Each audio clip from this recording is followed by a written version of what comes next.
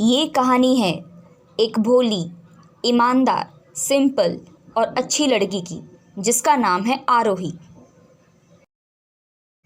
वो सबके साथ बहुत अच्छे से रहती थी, सबकी हेल्प करती थी और अगर उसका कोई अपना गलत राह में चलता तो उसे सही रास्ते में चलने बोलती थी। लोग हमेशा आरोही की अच्छाई और उसके हेल्पिंग नेचर की बहुत तारीफ़ करते थे।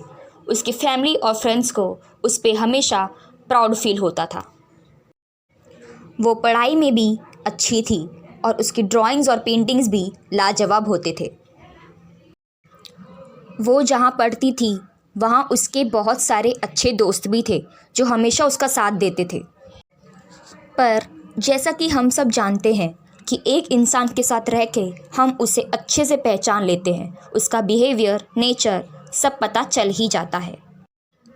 वो बहुत शांत स्वभाव की लड़की थी, ज़्यादा मस्ती नहीं करती थी और कम बोलती थी। स्कूल और ट्यूशन में उसकी फ्रेंड्स उससे ज़्यादा बात करना बंद करने लगे और 2-3 लोगों को छोड़कर सब अचानक से आरोही को इग्नोर करने लगे। पहले उसे कहीं भी बाहर जाने के लिए उसे इनवाइट करते थे, पर अब ऐसा नहीं था, उसे इनवाइट करना भी बंद करने लगे। अब बस उसके 2-3 क्लोज़ फ्रेंड्स ही उसके साथ थे। ये सब देखकर आरोही को थोड़ा अजीब लगने लगा। वो सोचने लगी कि सब मेरे साथ ऐसा बिहेव क्यों करने लगे हैं।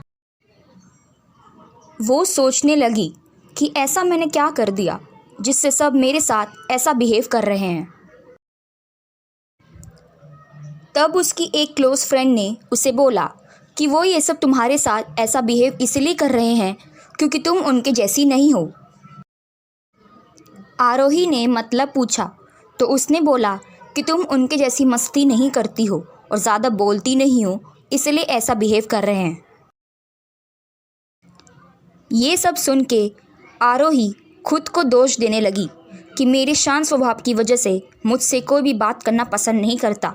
वो इमोशनल और अपने आप को हेल्पलेस फील करने लगती है। तब उसकी एक क्लोज़ फ्रेंड ने कुछ बातें बोली कि यहाँ पे ज़्यादा मस्ती या बात करने वालों को इंटरेस्टिंग और कम बोलने वालों को बोरिंग इंसान समझा जाता है। ये सब सुनने के बाद आरोही ने उनसे कभी भी बात ना करने का फ़ैसला लिया। फिर वो और उसके क्लोज़ फ्रेंड्स अब अपने करियर पर ध्यान देने लगे। आरोही ड्राइंग्स एंड पेंटिंग्स में बहुत अच्छी थी, इसलिए अब वो उस पर ध्यान देने लगी और उसके क्लोज़ फ्रेंड्स डिज़ाइनिंग में अच्छे थे, इसलिए वो उस पर ध्यान देने लगे और काम करने लगे। और वो सब जिन्होंने आरोही के साथ बुरा किया वो इधर उधर बस घूमते रहे।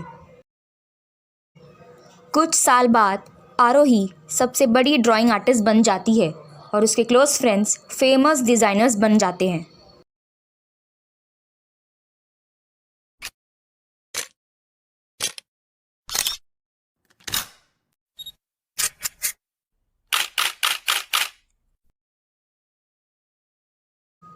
और जो आरोही के शांत स्वभाव का मजाक बनाते थे और बुरा बिहेव करते थे, अब उनके साथ भी वही हो रहा है। लोग उनका कोई करियर ना होने की वजह से उनका मजाक बनाते हैं और फिर और बाहर घूमो बोल के हंसते हैं।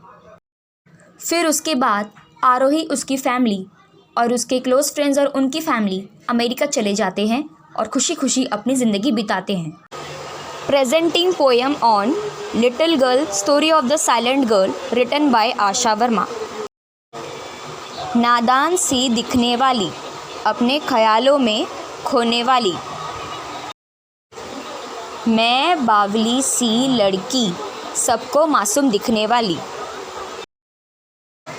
दुनिया की समझ है लेकिन चुप हूँ।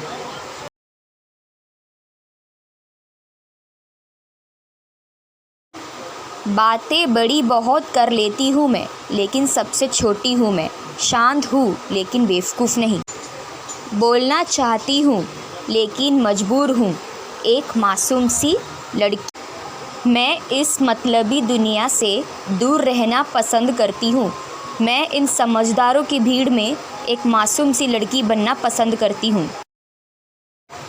Show some love, care and respect towards quiet people too.